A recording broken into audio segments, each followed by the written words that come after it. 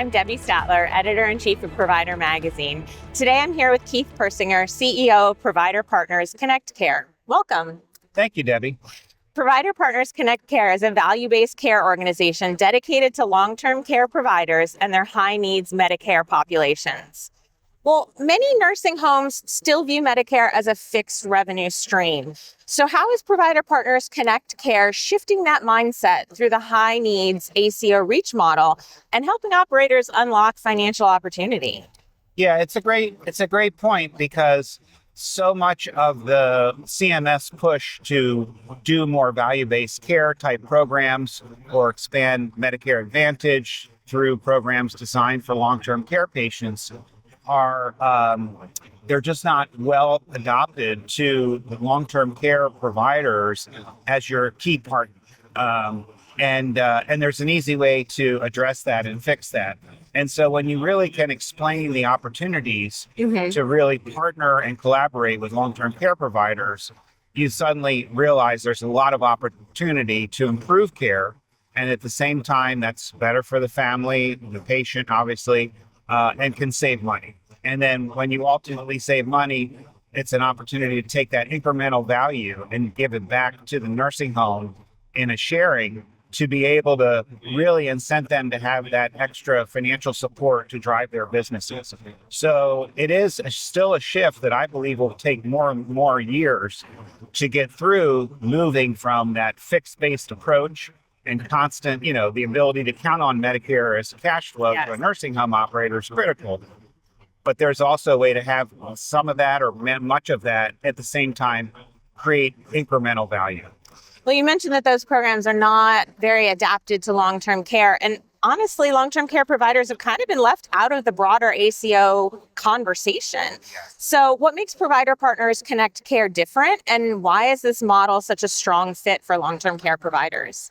So our foundation was originally as a nursing home owner-operator. Oh. And so by being in that trench and doing the fantastic work that long-term care providers do throughout the country to take care of some of our most vulnerable citizens, if not the most vulnerable citizens, is what we've always tried to explore to improve care. And so some of that's data and technology. A lot of that's people, process, and it's creating value from putting all those things together. So for us, it was always an evolution of what is the program opportunity from a Medicare perspective, and in some cases, perhaps Medicaid, although that's not part of the Medicare value-based care program per se, is to design, basically take a program that exists with the parameters and design it for that long-term care operator to be able to get the benefit, along with, in many cases, the primary care physician becomes a critical component of that. So it's not hard to do that, but it's still not widely adopted. Well, I love that you have that history and that foundation in long-term care. You really know the whole situation and what providers are looking for. And some of the best programs today are where nursing home owner-operators have started their own programs to be able to sort of manage and control their patients in a way that provides added value. And so now we like to think that many people want to develop that expertise, and they'll partner with folks like us to be able to become a true collaborator with them to be able to accomplish the same thing without having to learn a new thing or invest a lot of time or money. Absolutely. Well, you mentioned people, staffing and bandwidth, real concerns across the industry. How do you help nursing homes turn clinical alignment into financial performance without adding any more pressure to that stretched staff? Yeah. So when we started looking at programs, we have both the Medicare Advantage I-SNP program, which has been around a lot longer and is a little more widely known, but not necessarily widely adapted. So when it comes to programs like the ACOs, whether it be a high needs REACH program or an MSSP program, we knew day one it had to be easy and not new work, but an incremental value add, not a new thing to put on somebody's plates with already full days, stressed out, oftentimes don't have the help that they need or want.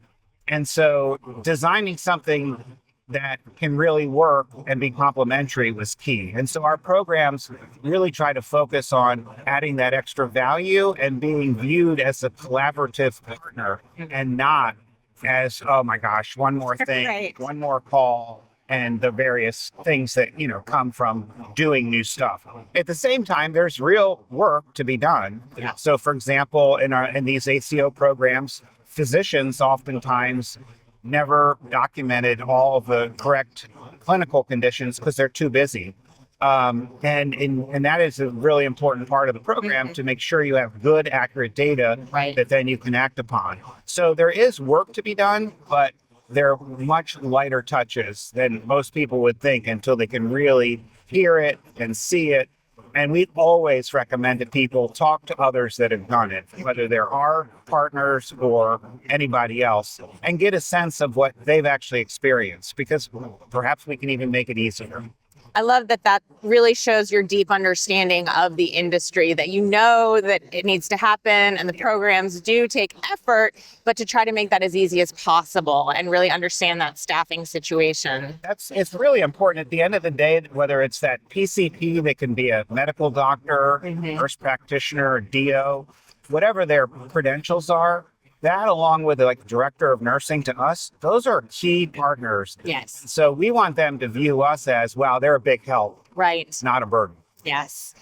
Well, for operators who might be skeptical of new Medicare models, what is the surprising thing that they realize after partnering with you? And then why is the high needs ACO reach overlooked as a revenue lever in today's long-term care market? So after the program gets set up and people are attributed to your program, however that mechanism may work, the reality is then it takes time to put in the processes that can be effective, along with the people who are already there, as well as some incremental, perhaps remote resources. And when you do all that and actually produce better patient care, you will see data that's the nursing home quality goes up. Patient care, family, patient experience is truly enhanced, which we love to see. Yes. But generates savings opportunities. And when you have that incremental money going back to an operator that's working really, really hard and trying to find revenue sources and capitalize on with the good work that they've already done from day one, it is exciting to be able to report back, on an interim basis. Monthly, we report to our customers and our partners how we're actually doing. And so they can see, wow, this is working. I see improved quality data, and I see potential financial data or financial opportunities. And those outcomes are exciting. We've had lots of people, depending on the program, come and say, wow, I can't believe there was this much opportunity. Awesome. Well, think about it. You've taken a, quote, unmanaged person Right.